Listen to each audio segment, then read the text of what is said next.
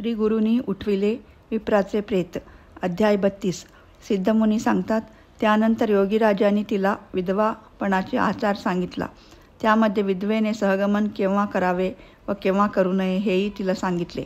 पतीच्या मरणासमयी पत्नी गरोदर असेल किंवा तिला स्तनपान करणारे लहान मूल असेल किंवा पती फार दूर देशात मरण पावला असेल तर तिने सती जाऊ नये असे सांगून पतीमागे जिवंत राहणाऱ्या विधवेचा आचारधर्मही सविस्तर सांगितला व तिला म्हणाले, जरी धैर्य असेल तुझसी सहगमन करी पती सरसी.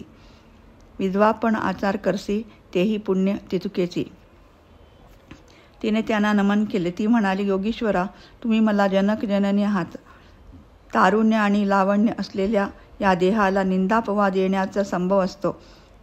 विधवापणाचे कष्ट सोसणे अशक्य वाटते, म्हणून मी पतीसह सहगमन करण्यात पुण्य आहे असे मला वाटत आहे. आता मला सहगमन करायला अनुज्ञा द्या. मी या भवसागरात बुडाले. स्वामी मला तारा तारा. असे बोलून तिने योगीराजाचे शरण कमल आपल्या दुःखाश्रूंनी भिजवून सोडले. ते पाहून ते करुणासागर योगीराज तिला म्हणाले, तू सहगमनाची तयारी कर. तिच्या कपाळाला भस्म लावून तिला त्याने 4 रुद्राक्ष दिले. हे रुद्राक्ष 2 तू आपल्या कंठात घाल व 2 प्रेताच्या कानाला बांध. सहगमनापूर्वी तू गुरुदर्शनाला जा. त्यावेळी ब्राह्मण रुद्र सुक्ताने श्री गुरुचरणावर अभिषेक करीत असतील. ते तीर्थ घेऊन तू स्वतःच्या अंगावर व प्रेतावर प्रोक्षण कर. त्यानंतर सुवासिनींना वाणे देऊन सहगमन कर.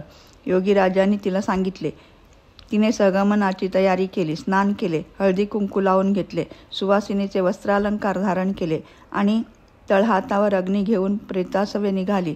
हे नवल पाहून जमलेल्या स्त्री पुरुषांच्या नेत्राहून दुःखाश्रूचा पूर वाहू लागला. अग्निकुंडाजवळ प्रेत ठेवले. तिने जमलेल्या सुवासिनीच्या ओट्या भरल्या आणि तिच्या जवळच्या लोकांना सद्गदित कंठाने म्हणाली, माझ्या सासूबाई मामाजींना सांगा की भीमा तीरावर श्रीगुरूच्या जवळ आम्ही अगदी सुखरूप आहोत. श्रीगुरूच्या दर्शनाने माझे पती आरोग्य पावले आहेत. हे ऐकून त्यांना किती दुःख झाले असेल बरे.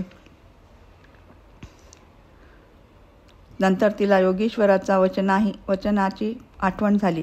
प्रेताच्या कानात रुद्राक्ष बांधले आणि श्री गुरुमूर्तीच्या दर्शनाला ती निघाली. श्री गुरु, माझ्या पतीला आरोग्य होईल म्हणून तुझ्या चरणाजवळ त्यांना घेऊन आले, पण आता तुझी कीर्ती घेऊन परलोकाला निघाले पहा. असा विचार करीत ती संगमावर येऊन पोहोचली. तिने श्रीगुरूंना साष्टांग नमस्कार करताच त्याने तिला अष्टपुत्र सुवासिनी भव असा आशीर्वाद दिला. जवळ उभे असलेल्या ब्राह्मणाने सांगितले की हिचा पतीला स्मशानात नेले असता आपण तिला असा आशीर्वाद कसा देता. श्रीगुरू म्हणाले, हिचे आहेवपण स्थिर आहे. आमचा आशीर्वाद खोटा होणार नाही. त्या प्रेताला आमचे जवळ आणा पाहू. श्रीगुरूच्या निरोपाप्रमाणे ब्राह्मणाने प्रेताला त्याच्याजवळ आणून ठेवले. इकडे त्यावेळी रुद्रसूक्त म्हणून विप्र श्री गुरुचरणाची पूजा करीत होते. चरणावर अभिषेक चालला होता. श्रीगुरूच्या आज्ञेप्रमाणे प्रेताचे दोर सोडून त्यावर श्रीगुरूचे चरणतीर्थ प्रोक्षण केले व त्याकडे श्रीगुरूंनी अमृतदृष्टीने पाहिले. प्रेत उठून बसले. नंतर या पतीपत्नीने श्रीगुरुचरणावर माथा ठेवून नमन केले. महा आनंद प्रवर्तला. श्रीगुरूंनी त्यांनी नाना प्रकारे स्तोत्रे गायली. श्रीगुरूची त्यांनी नाना प्रकारे स्तोत्रे गायली. श्रीगुरूंनी त्यांना आश्वासन देऊन त्यांना पूर्णायुषी अष्टपुत्र होतील आणि चतुर्विध पुरुषार्थाचा लाभ होईल असा आशीर्वाद दिला. अध्याय 32 समाप्त. श्री गुरुदत्तात्रेयार्पणमस्तु. शुभम भवतु.